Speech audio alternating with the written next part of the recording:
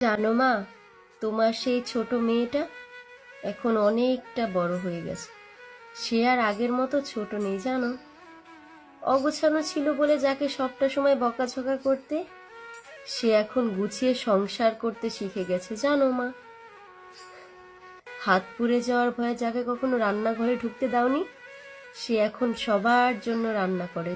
হাতে কত পোড়া দাগ, কত কাটা দাগ, সেসব নিয়ে এখন আর ভাবার সময় কই। সেসব নিয়ে এখন আর কেউ মাথাও ঘামায় না জানো। ছোটবেলায় যখন ঘুম থেকে ডেকে তুলতে সকাল সকাল, খুব মন খারাপ হতো তোমার উপর, খুব অভিমান হতো। আর এখন আমি সবার আগে ঘুম থেকে উঠি জানো। সংসারে কত কাজ, সব একা হাতে সামলাই। মাগো, আমি আস্তে আস্তে তুমি হয়ে উঠছি। তোমাকে এখন আমার মধ্যে খুঁজে পাই জানো, প্রতিনিয়ত।